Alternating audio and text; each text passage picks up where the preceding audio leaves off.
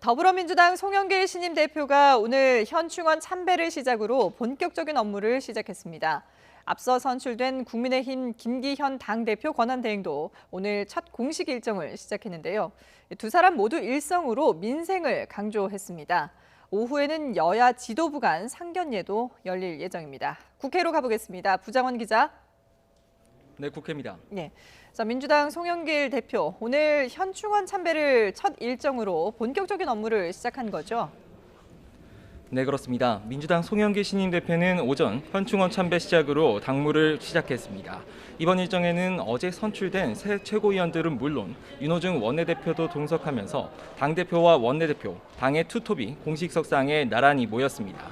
참배를 마친 송 대표는 방명록 글귀를 통해 국민은 나라의 근본이고 근본이 튼튼해야 나라가 번영한다.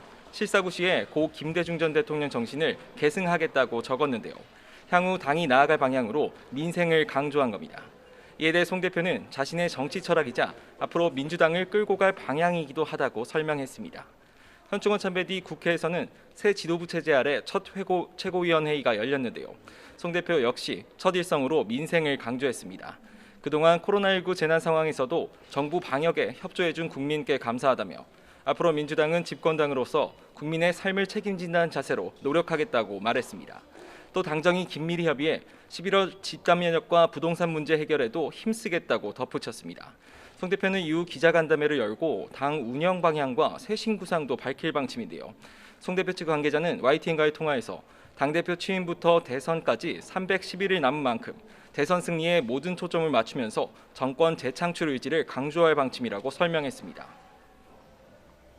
국민의힘 김기현 당대표 권한대행, 김 원내대표도 취임 후에 첫 공식 일정을 시작했는데 오후에 민주당 송영길 대표와 상견례가 예정돼 있죠.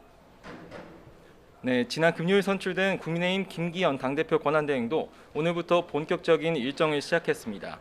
첫 일정으로는 지금 3주가 넘게 국회 본관 앞에서 손실보상법 처리를 요구하면서 농성 중인 같은 당 최승재 의원을 찾았습니다.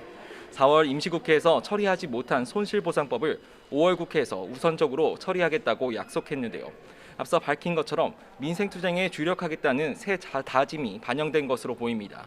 오늘 처음 주재한 비상대책위원 회의에서도 국민을 외면하는 정치투쟁이나 권력투쟁에서 벗어나 국민 행복을 최우선으로 하는 민생투쟁에 집중하겠다고 강조했습니다.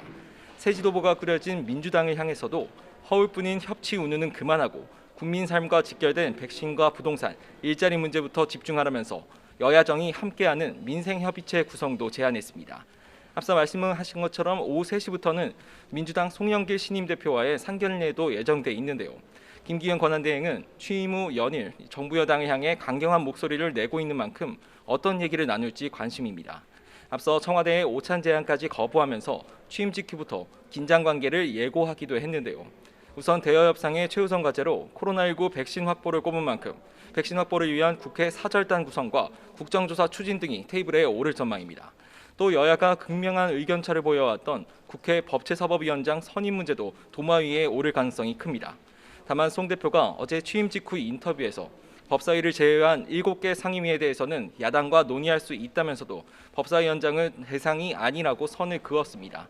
이에 김 권한대행은 회의 후 기자들과 만나서 빼앗아간 작물을 돌려주는 건 권리가 아닌 의무라면서 향후 원구성 협상에도 난항이 불가피해 보입니다. 지금까지 국회에서 YTN 부장원입니다.